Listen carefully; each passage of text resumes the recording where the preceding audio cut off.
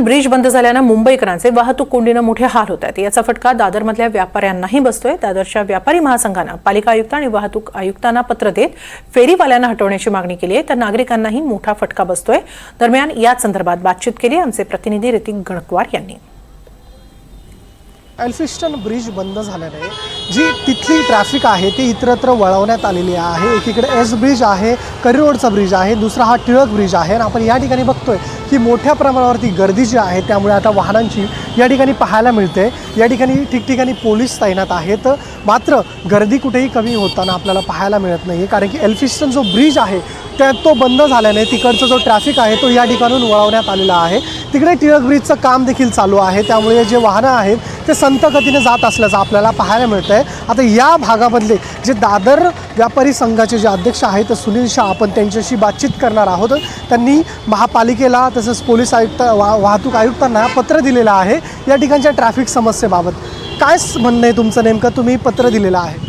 आम्ही पत्र या संदर्भात दिले की एल्फिस्टन ब्रिज जे बंद करण्यात म्हणजे ते जे डिलॅपिटेड झालं आहे त्याला दुरुस्ती करण्यात दिले, दॅट इज गुड। आम्हाला काय त्याच्या विरुद्ध वगैरे नाही आहे, पण त्याच्या आधी इथे काहीतरी या लोकांनी स्टेप्स घ्यायला पाहिजे होते ज्याने ट्रॅफिकचं एवढी काही समस्या मोठी झाली नसती।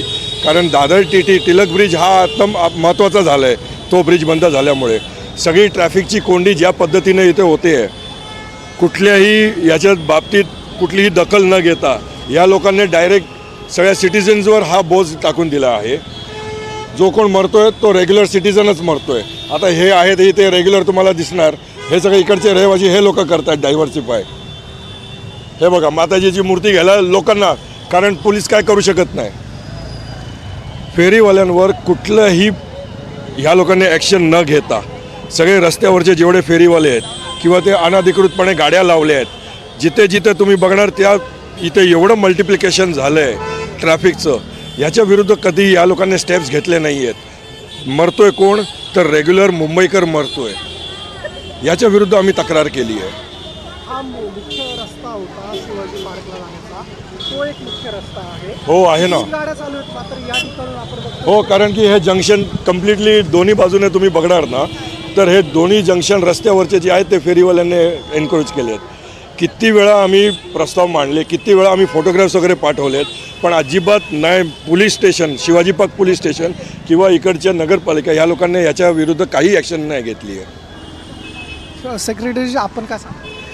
सुप्रीम कोर्टाची ऑर्डर आहे की प्रार्थनास्थळं, रेल्वे स्टेशन आणि जिकडे जे मेन रहदारीची ठिकाणं आहेत ही सर्व फेरीवाले मुक्त असली पाहिजेत। जेव्हा BMCला माहिती आहे, ट्रॅफिकला माहिती आहे आणि आपल्याकडे शासनकर्त्यांना माहिती आहे की आपण अमुक ब्रिजचं हे काम सुरू करणार आहोत, ह्याच्या 1.5 वर्ष आधी जेव्हा टिळक ब्रिजचं काम सुरू झालं तर ते काम अजून पूर्णत्वाला आलेलं नाही। ते आत्ताशी कुठे 40% पण नाही झालेलं आहे।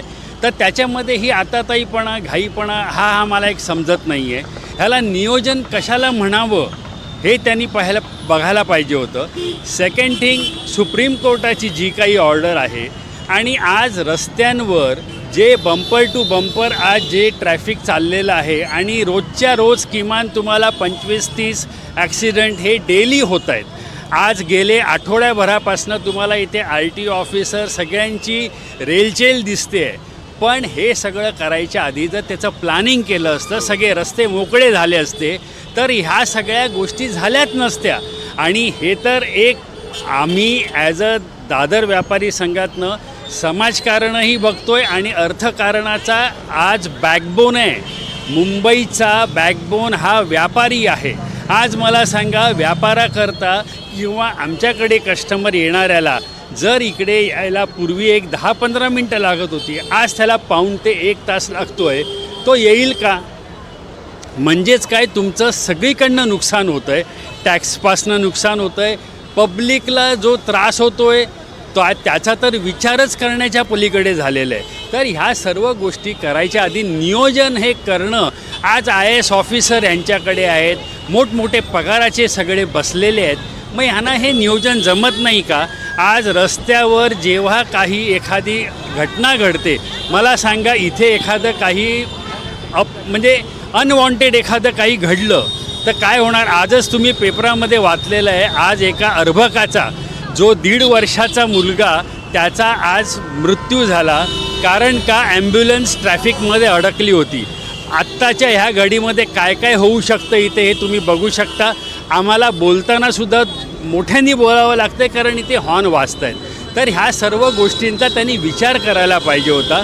नियोजनबद्ध तुम्ही करा, डेव्हलपमेंट जरूर करा आणि डेव्हलपमेंट पाहिजे, पण डेव्हलपमेंट करताना आहे त्यांना त्रास होता का म्हणे ह्याचा विचार केला गेला पाहिजे. आणि तेवढ्याकरताच आम्ही हे सगळं इतके वर्ष, गेले 5 वर्ष आम्ही ह्यांच्या अध्यक्षतेखाली बऱ्याचशा गोष्टी करत आलेले आहोत. पण हे समाजाचं कुठे ना कुठेतरी आम्ही ऋण लागतो एक व्यापारी म्हणूनही आम्ही करतो आहे. याची शासनाने दखल घ्यावी. मेन काय आहे की डिझास्टर मॅनेजमेंट हे नुसतं आपल्या पुस्तकात लिहिलेलं आहे, हे वास्तविक आपल्याला रस्त्यावर दिसत नाही आहे. डिझास्टर मॅनेजमेंटसारखी एकही परिस्थिती कुठल्याही अधिकारी इथे दिसत नाही आहे.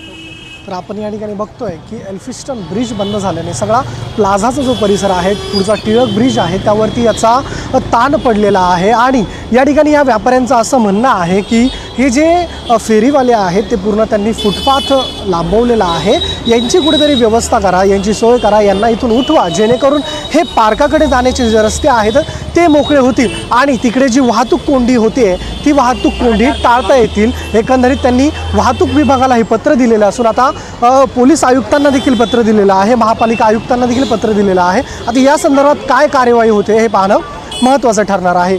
कॅमेरा पर्सन जितेंद्र वाघमारेसह मिरुती गणकवार, NDTV मराठी, मुंबई.